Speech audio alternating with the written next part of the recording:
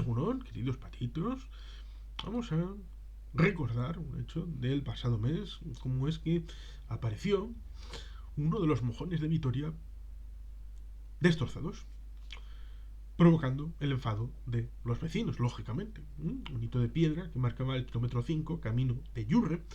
estaba arrancado y tumbado sobre la hierba. Aquí, más allá del tema vandálico, que es algo reprobable y que debemos de rechazar completamente, porque estos hechos, sean buscados o no, sean simplemente por el hecho de las risas, que se decía hace no tanto, vamos a echar unas risas aquí al bar o a cualquier otro lado, o al choco, o al parque. Más allá de eso, está en la circunstancia de que son elementos no solamente ornamentales, sino también históricos respecto a la geografía y la toponimia y la organización del término municipal, ya sea de Vitoria, como también otros, en el ámbito de los mojones, la señalimétrica, ¿no? El tema de la señalidad. Hombre, aquí también podríamos derivar en el ámbito de la conspiración global del siglo XIX, con la Unión Postal Internacional, la unificación del tráfico, que a veces los globalistas hablan del globalismo, nuevo orden mundial. Bueno, pues estas cosas ya estaban también en el siglo XIX, con cosas como las comunicaciones, el tema del tráfico, las señales de tráfico, universalmente adoptadas. Pero esta cosa es algo que prefieren no pensarlo, porque si fueran en contra de esto, pues seguramente nos volveríamos locos y majaretas y no podríamos salir de nuestro pueblo. Pero la gente es como es, ¿eh? Ataca lo que a uno le molesta o lo que inducen que le debe de molestar. Y esto tal vez puede ser, por ejemplo, estas señales de piedra que, bueno, las tiran. Pero puede dar para reflexiones distintas que pueden ser interesantes. Hubo un momento en el que la transformación de las ciudades fue relevante tanto en lo geográfico como en la incorporación del ámbito externo para tratar de ganar masa muscular y tratar de generar ámbitos más amplios con mayor número de ciudadanos, más allá del elemento migratorio que de la zona rural, campo, ciudad, en el siglo XX y sobre todo también en el siglo XXI, en todo el mundo se ha supuesto el hecho de que se ha ido abandonando progresivamente los campos, la zona rural, para generar unas conurbaciones cada vez más importantes y la población del mundo cada vez más está en zonas urbanas, salvo un pequeño detalle en el ámbito de Europa Occidental, porque no podemos hacer que la historia de Europa Occidental sea la historia del mundo, porque no lo es, porque la alta y la baja Edad Media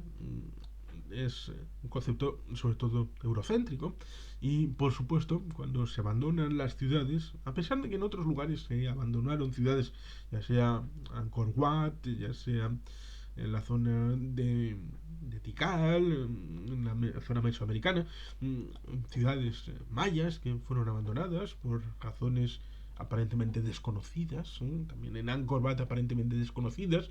cuando se abandonan las grandes ciudades con el fin del Imperio Romano y la entrada en el periodo de la Edad Media, pues es un fenómeno fundamentalmente europeo y es el único momento en el que hubo ese retrancamiento de la carrera en dirección a las ciudades de parte de la zona rural, pero después de finalizada esa época volvió a concluirse con la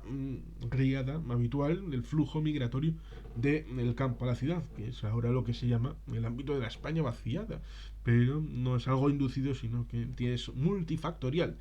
no solamente es unifactorial, como a veces algunos pretenden. Otra cosa es que haya que hacer políticas tendentes a ralentizar o a mantener y fijar población en algunas determinadas áreas, porque puede pasar en otro ámbito, pero lo que hizo, por ejemplo, el señor Palafox, ¿no? En Zaragoza, que recogió a toda la población de Aragón en ese año 1808 en la capital aragonesa, como era Zaragoza, la metió intramuros y desatendió lo que era la frontera con Francia y por lo tanto dejó libre la posibilidad de que entraran las tropas francesas y campearan por el territorio aragonés hasta llegar a sitiar la propia ciudad de Zaragoza, lo cual ciertamente es algo horrible y hay que agradecérselo al señor Palafox, que creo que tiene algún que otro cine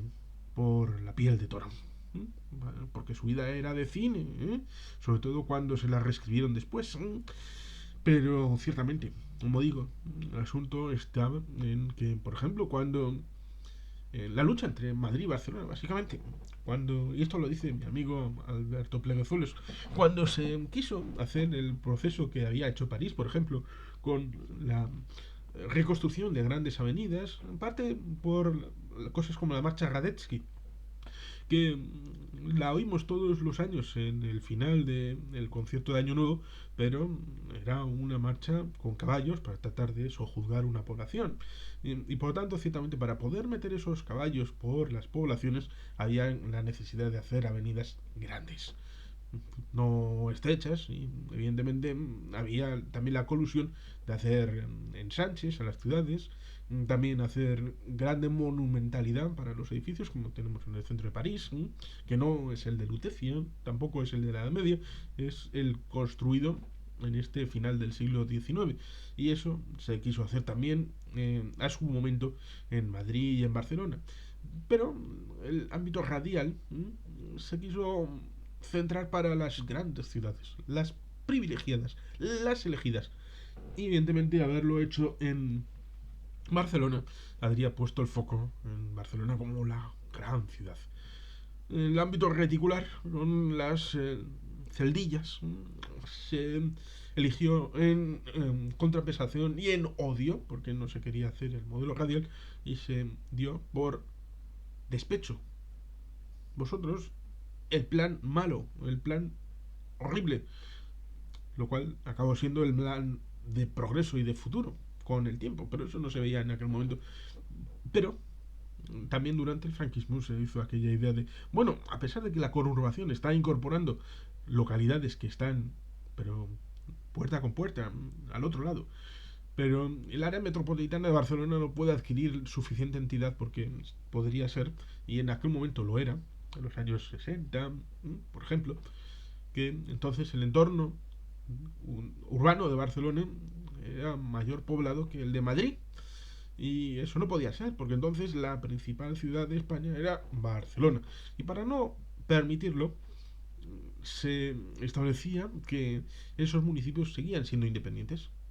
y el área metropolitana no tener suficiente fuerza como para ejercer una presión respecto a otras ciudades. Madrid sí, Madrid fue incorporando diversos barrios y municipios, como lo fueron haciendo otras ciudades. No fue solamente objeto de Madrid, también, por ejemplo, Santander, hasta el punto de que hoy seguimos teniendo la señalimétrica de Peñacastillo, cuando en dos lugares nos encontramos que usted está saliendo de Santander y entrando en Peñacastillo, y usted está saliendo de Peñacastillo y entrando en Santander. Por lo tanto, ciertamente ahí se ve el hecho de que fueron incorporados una serie de barrios que hoy siguen estando en el entorno urbano de Santander. También tenemos en el entorno del Gran Bilbao, tenemos el hecho de que se incorporó el Chorierri, que en los años 20 había tenido el primitivo aeródromo de Soldica, aeródromo de Bilbao, que en la vecina Derio está el cementerio de Bilbao. Por lo tanto, hay cosas de Bilbao que están fuera de Bilbao, técnicamente, aunque ahora tenemos que el suelo donde está el cementerio es técnicamente municipio de Bilbao. Pero, ciertamente, durante 40 años prácticamente, hasta la desanexión formal definitiva con las elecciones municipales de 1983, tenemos que el barrio de Chorierri era técnicamente Bilbao. Por eso, en el ámbito demográfico, podemos ver a comienzos de los años 80 una pérdida importante de población. No es porque los bilbaínos se fueran a vivir a Buenos Aires o a Santiago de Chile. No, es simplemente que esos que habían sido ciudadanos de Bilbao, pues ahora eran ciudadanos en parte por el Valle de Asúa, por de Erandio, que se desanexión también, evidentemente, de la zona de Derio, de Sondica, de Lezama, que eran municipios que salieron a la vida después de haber estado ocultos por Bilbao en el tiempo de la dictadura. Y en parte también tiene que ver con Vitoria, porque Vitoria es un poco como Santander y hay una cierta relación entre Vitoria y Santander que viene de lejos de la época de la Hermandad de las Marismas, que fue disuelta por los Reyes Católicos en el año 1490, derivada en parte por la batalla de la calle Lealtad, en Santander, enfrente de la catedral, en donde lucharon por una situación compleja, que está explicada en su momento, no vamos a explicarla ahora, sino ciertamente el hecho de que en Vitoria se incorporaron un montón de elementos urbanísticos del entorno, haciendo un municipio muy grande, mucho más que lo que es actualmente la Almendra Central, con muchos barrios donde ha habido bueno, una cierta expansión, desde la zona norte del Acua, la zona de Salburúa, la zona del barrio Coronación. Resulta también curioso que habiendo incorporado tanto, bueno, pues hay una persona como es la alcaldesa, ¿no? Beatriz Artolazábal, que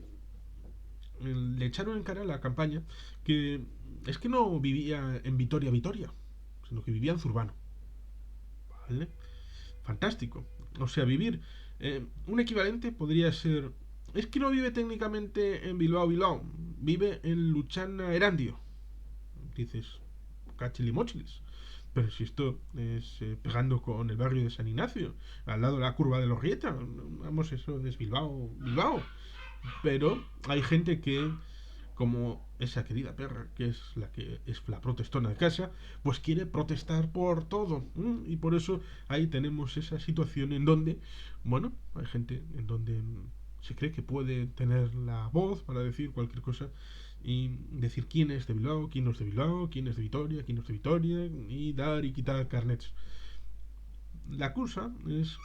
el hecho, ahí sigue protestando. La cosa es que en Vitoria esas anexiones no se desanexionaron como sucedieron en Bilbao y en otros lugares, sino que mantuvieron su peso y han permitido, por ejemplo, el anillo verde, porque claro, como hay tanto terreno de Vitoria, y esa anexión conllevó, por ejemplo, al hecho que tenemos actualmente, no tan gravoso como Zaragoza respecto a la población de la provincia de Zaragoza del mismo nombre, que fue el Café para Todos de 1833, el hecho de el señor luego ministro de Burgos, ¿no? Javier de Burgos, que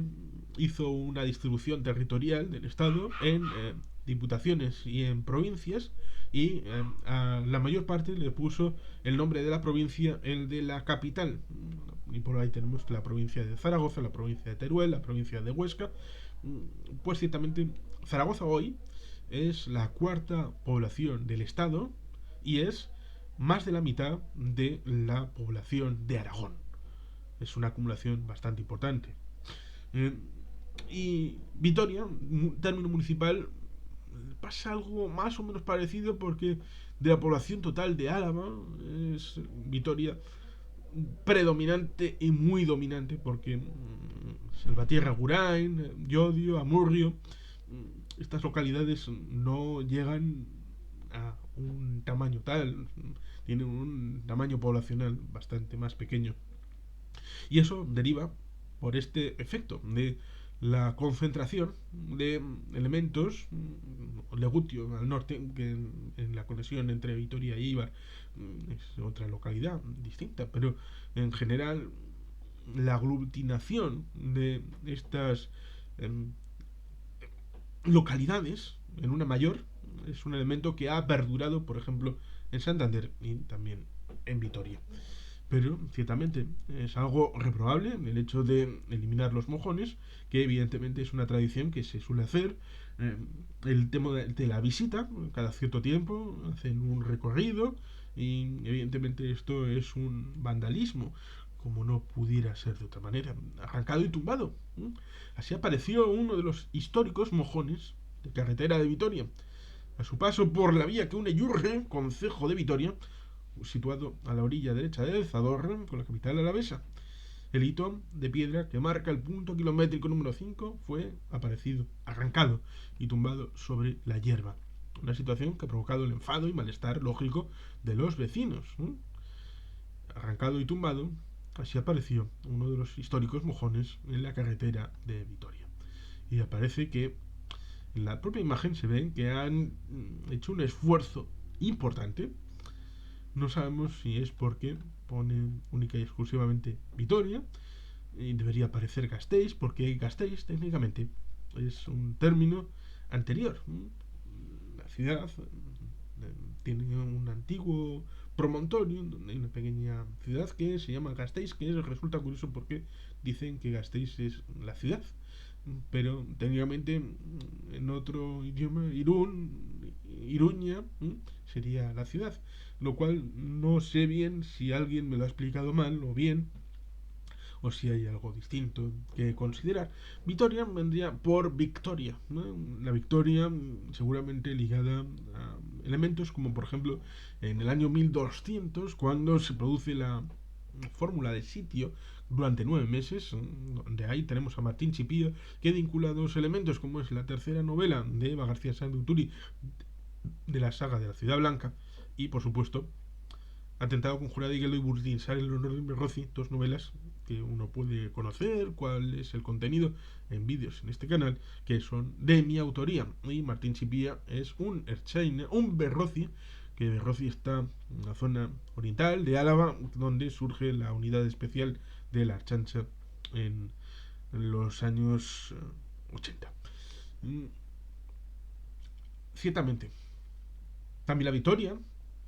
del año 1813, en donde las tropas que van saliendo de Napoleón en dirección a Francia, pues ciertamente se encuentran con la idea, bueno, ¿y si hacemos saqueos? Porque los ejércitos son lusos,